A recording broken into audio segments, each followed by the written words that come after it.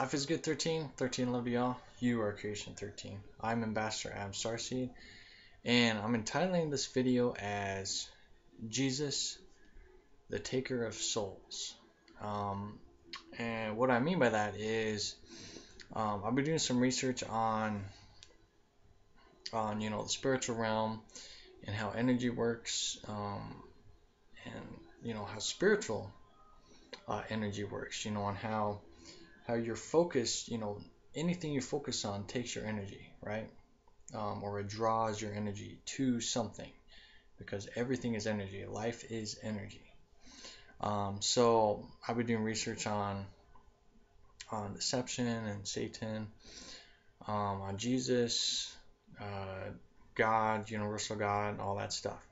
But a thing that popped up, which I've been aware of already, is that um, Jesus is known as the King of Hosts.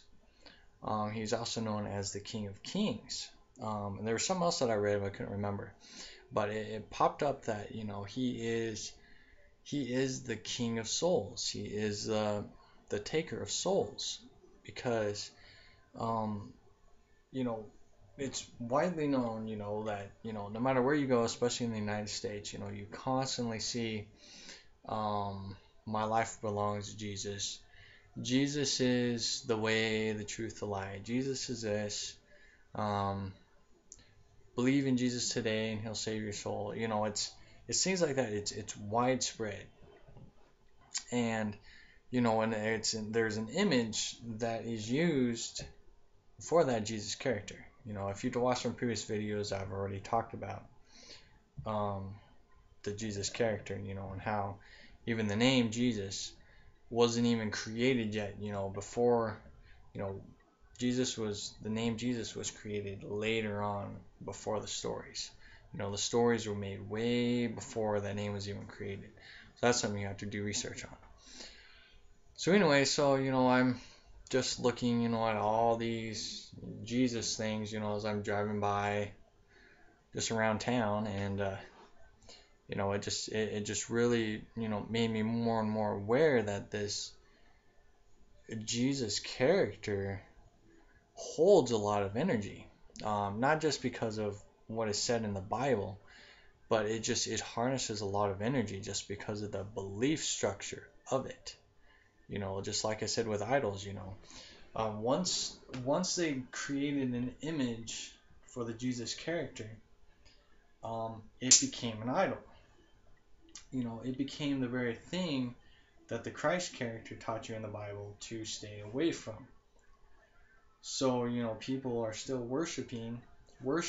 That's also another thing we can talk about too in this video, is worshiping. Worshiping is the same thing as idol worshiping. It's the same thing. You should not be worshiping anything but yourself. And that's something that people really fail to see. They constantly worship, they constantly pray to Jesus and all that stuff. They constantly give their energy out. And this is the same way in how everything works in general with energy. Just like how I've been doing research on, Satan and his many names, and you know, uh, how do you say that, Bethamot or whatever. Just looking up all these different things.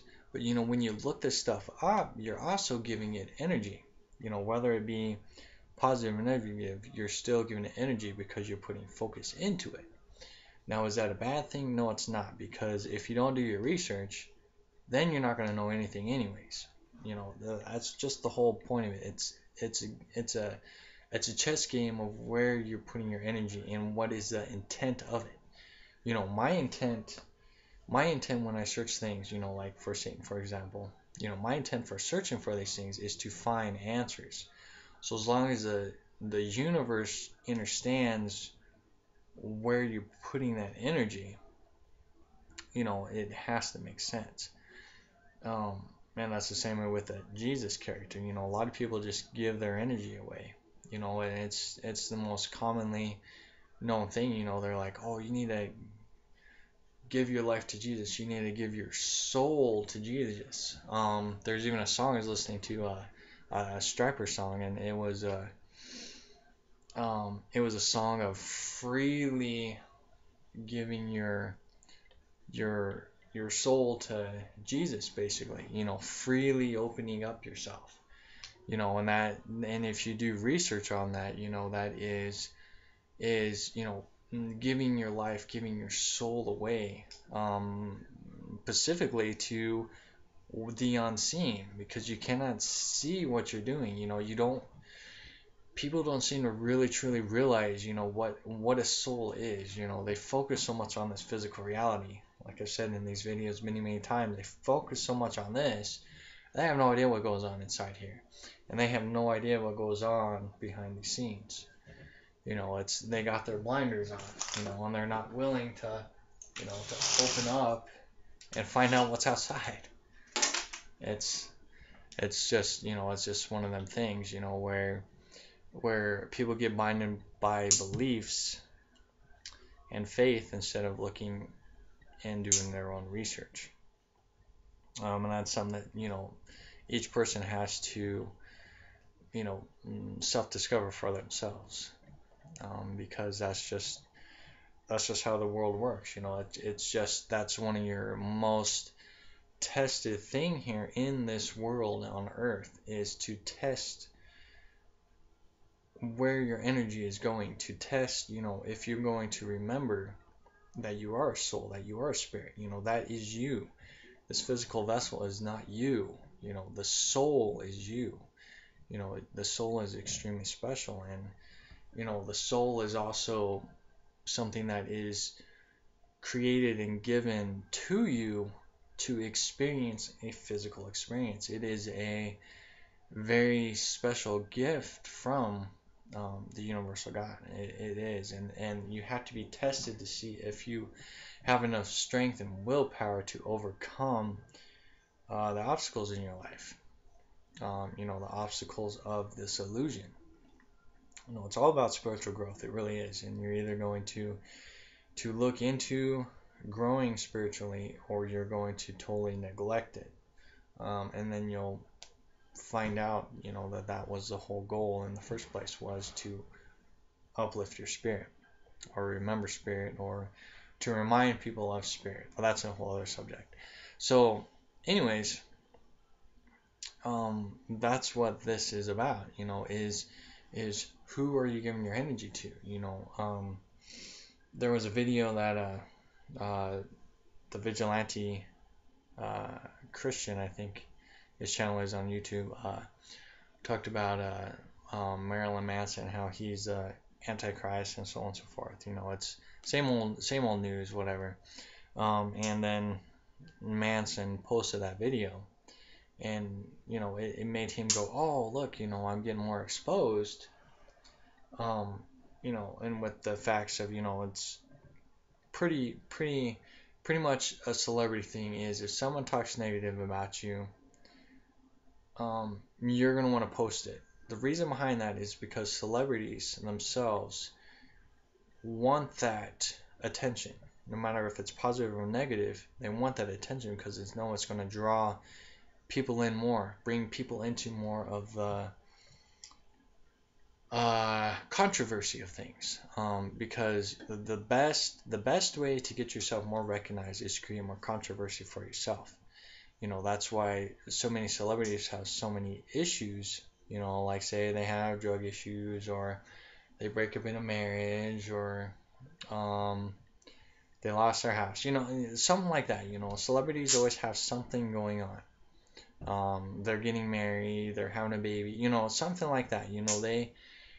They have to have that publicity to stay alive. So they need people to feed them energy to stay alive.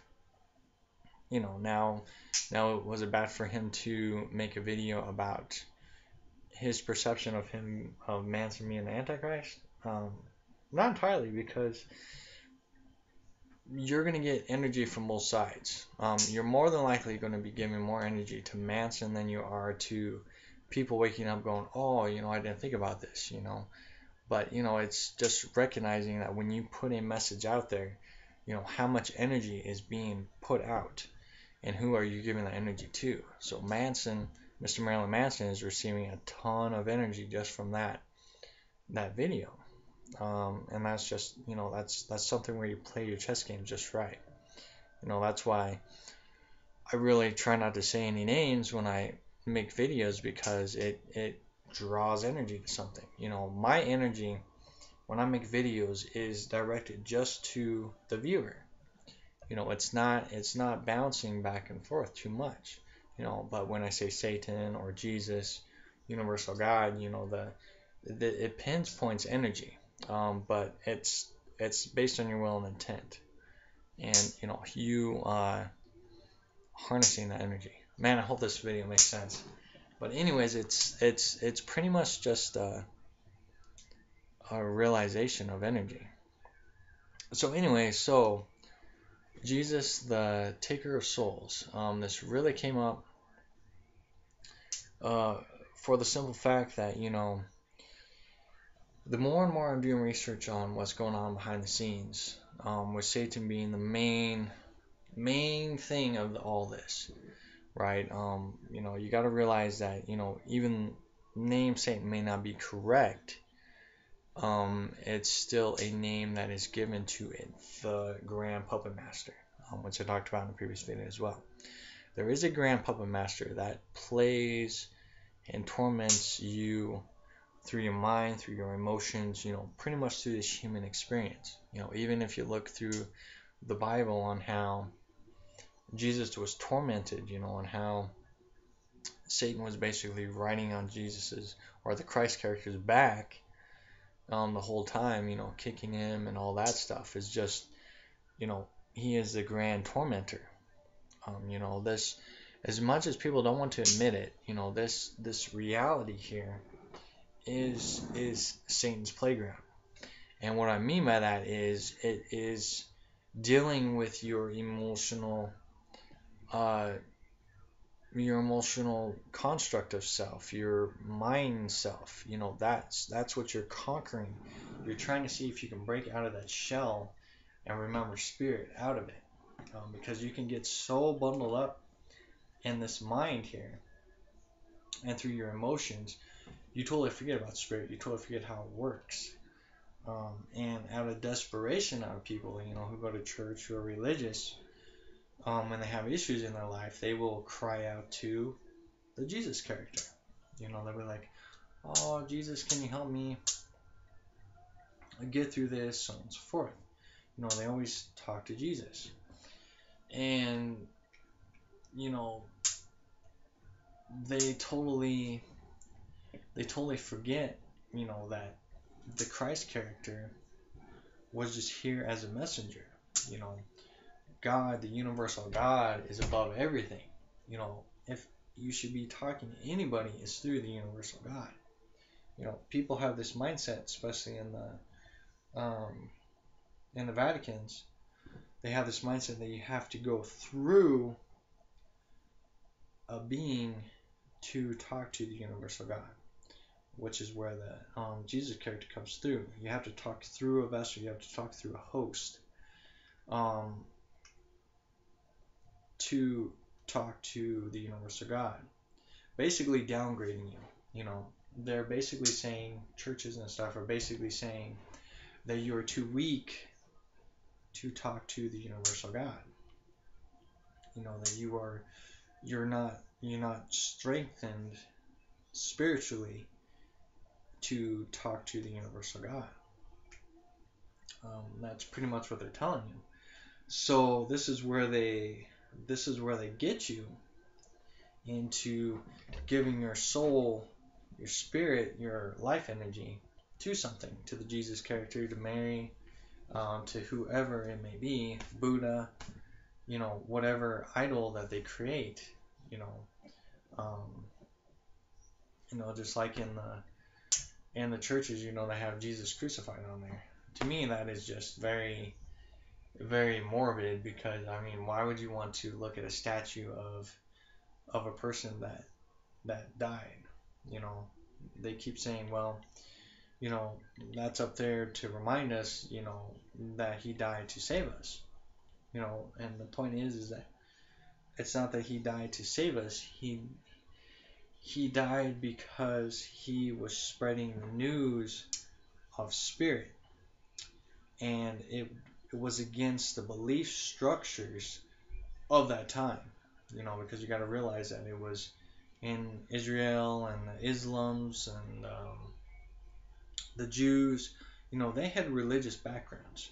They believed in certain things. So, and they were taught, that that a being would come down and teach them the ways of the universal God. Teach them the ways of the universal law of things. The universal order of things. So when that being finally came down and was teaching them a different way of spirit and not worshiping idols, so on and so forth, they, because of their blindness and ignorance towards their own belief structures, they didn't believe this messenger. That's why he got persecuted and that's why he got killed, because they did not believe him, because it ruined their belief structures. And that's exactly what's happening again, is that people have such a strong belief structure um, in things that when there is a messenger that actually comes to teach you about spirit, it's unrecognized because it goes against what the world knows, which is religion, which is an organized structure like school. It's very old, it's traditional. You don't question it, and it is what it is. That's it. That's what they believe in, and that's it. So when something new comes around and they do research on it, they're like, isn't this like new age stuff? Or isn't this and this and blah blah blah blah blah. They have to label it. A lot of the stuff I talk about, star seeds and stuff, is labeled new age, Illuminati, all that stuff. It's labeled and categorized.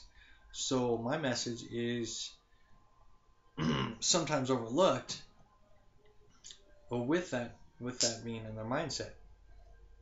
However, when you talk more and more about it, just like I just said, you realize that it's different because you talk about all concepts. Because I'm not trying to tell you you need to believe in this, you need to believe in that, you need to do this, and blah blah blah blah blah. I'm just giving you guidelines and structures to look into things. That's what a true teacher is to give you something to look into, to do research on. You gotta do your research. So anyways, this video is gonna be getting long already. So what I was thinking with energy is I wrote these 3 things down based on energy structures, and also based on how the world looks at things. So I wrote a little thing here. It says Satan, Jesus, and Universal God. And what I'm going to do is just look at the charts on how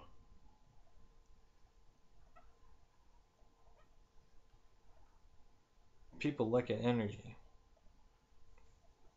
And it's just kind of like a guideline, basically.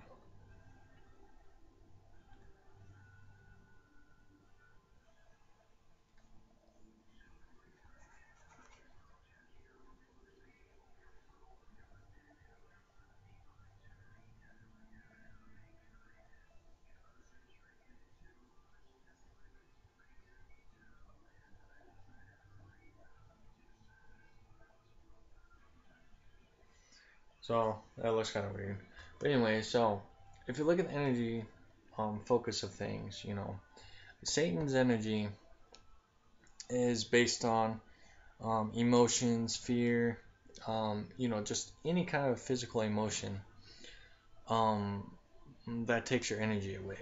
Whether you're crying, you're feeling hurt, guilty, so on and so forth. It's also based on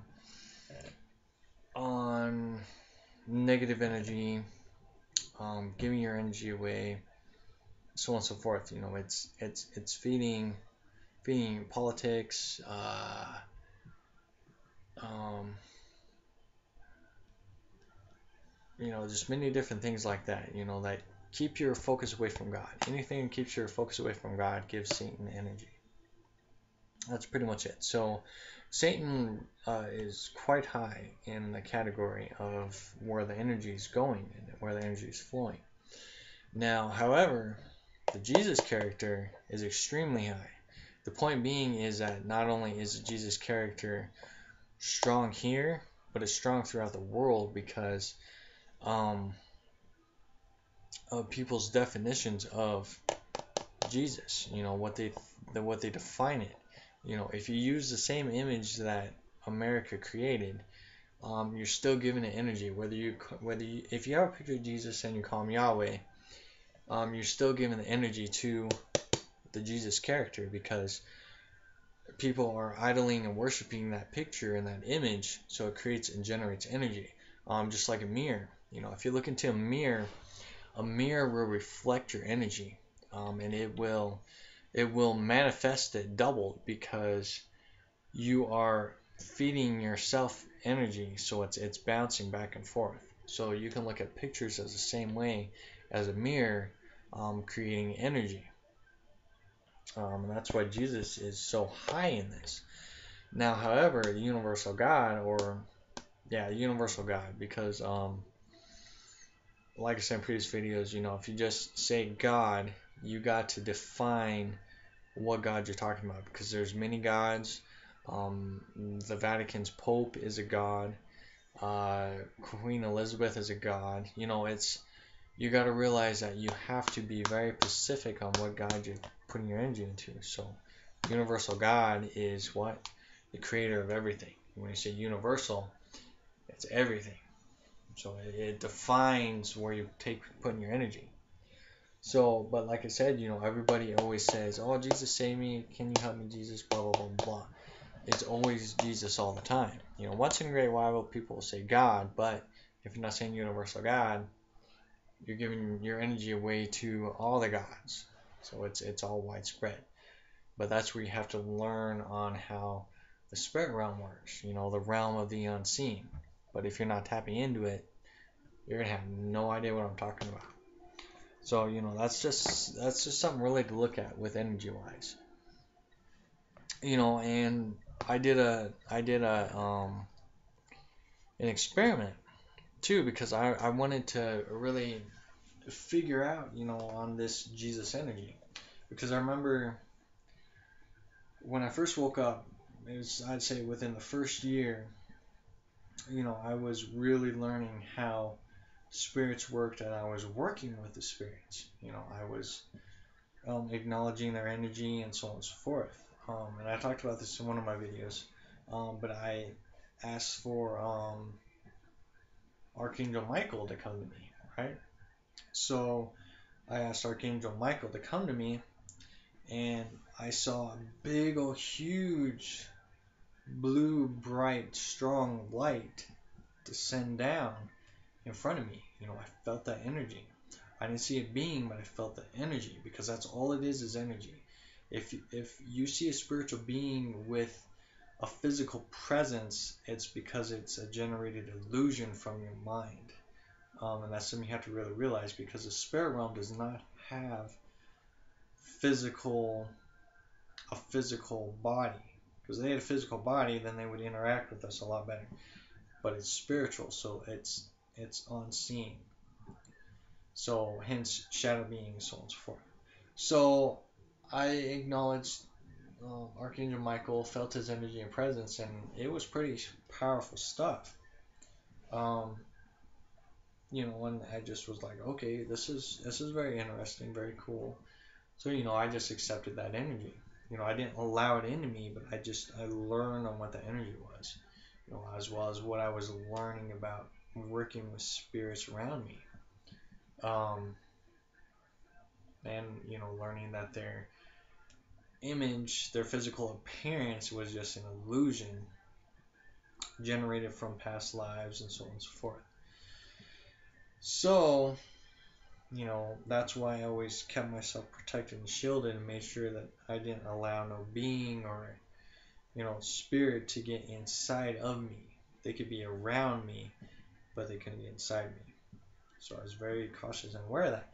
So anyway, so I did an experiment on the Jesus character because when I was younger, I constantly asked Jesus to, I gave my life to Jesus. I was like, Jesus, can you help me with this? And blah blah blah blah blah. But I didn't understand energy back then, so I did a test. So I asked Jesus, hey, can you take my hand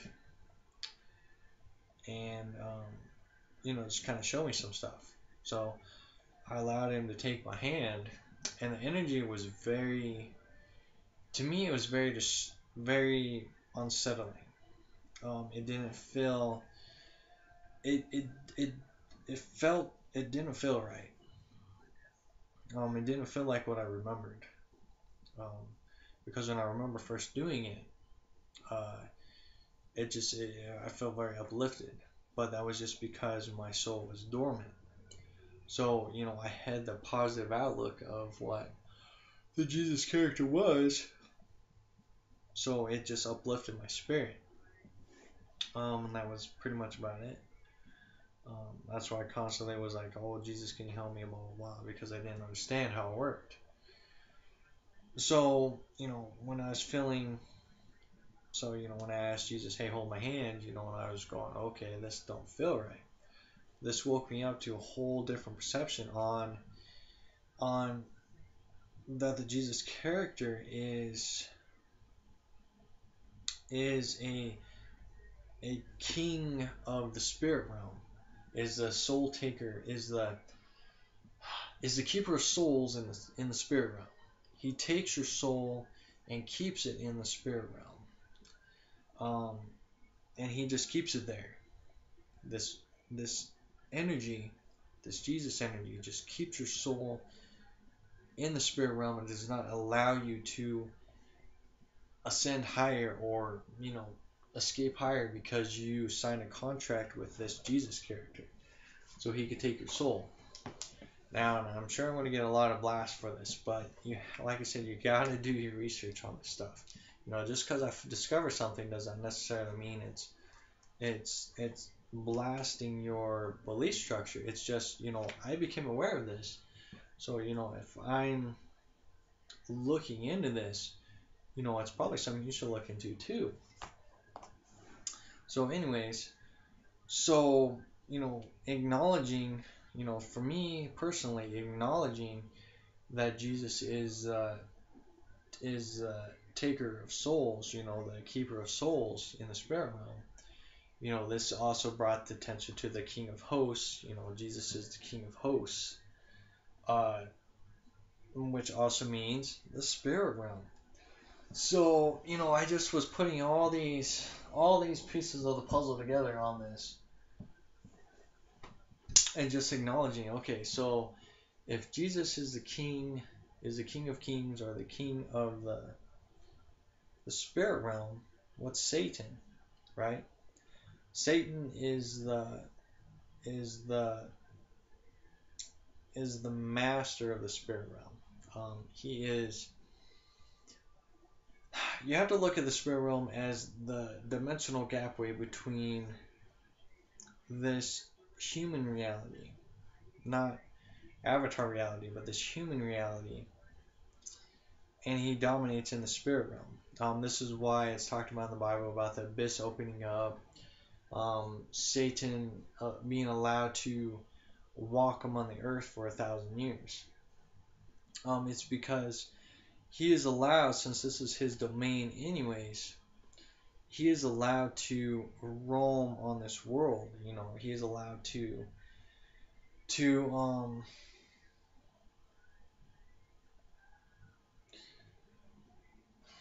what would that word be?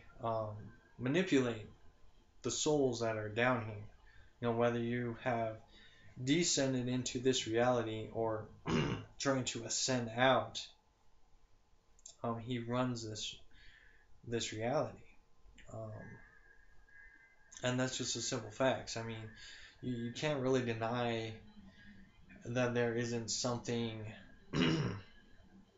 some some kind of darkness that surrounds this reality. You know, it's good to think positive of everything, but you got to realize you're uplifting your spirit. So when you uplift spirit and you totally are focused in spirit and totally look away from religion and all this stuff and just focus on spirit and you focus on connecting back to universal God, you're breaking through the boundaries of Satan's hold on you, because this is Satan's domain. You know, your emotions are Satan's domain. Your avatar body is Satan's domain. This is all Satan's playground.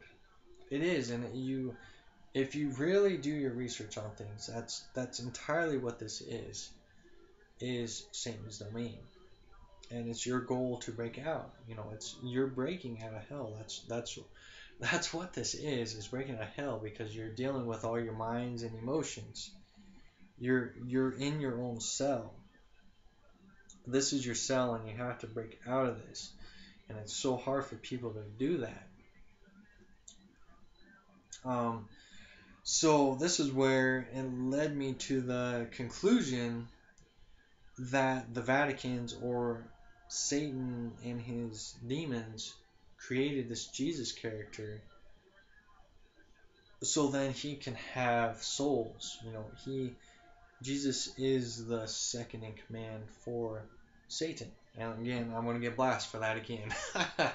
But you got to realize, you know, on how it unfolded, you know, where did this Jesus image come from? Where did the Jesus name come from? And why was Jesus created later? You know, the name later, when you read through all the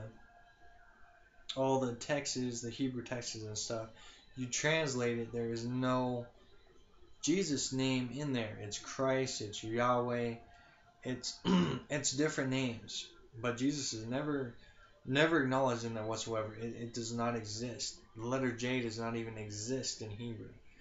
So this is where you have to realize that there's some kind of deception, some kind of motive behind this. That's something you have to do research on. So, you know, that's where I come to the conclusion of, is that they're using this Jesus character to take all the souls from people, so then they will stay trapped in Satan's domain. You know, when you got to realize that your soul is already contracted through God. However, if you don't remember this and you sign more contracts, you're binding yourself here more and more and more. Just because you have a contract here with the universal God, you can still make more contracts. So you have to pay your debts until you can get back to God. So if you're constantly signing more contracts with the Jesus character, with Satan, whatever, and this is not like, you know, a mortgage contract, something like that, because a lot of people are like, well, you know, I signed a mortgage contract, you're signing your soul away. You're not doing that, because it's based on your will and intent. Contracts, true contracts, are soul contracts. If you're doing any kind of soul contracting, that's where you got to realize things, because I was even getting paranoid. I was like, I don't want to sign anything, you know, because it could be a hidden contract. No, the only hidden contracts are like celebrity contracts, things that are giving you a lot of money. That's not making sense. You know, like say, you know, if you get money from a bank, you know, you gotta pay the bank back, you know, or they're gonna start charging you more and more and more. You know, it's the same thing. You know, no one's not gonna give you free money without a cost.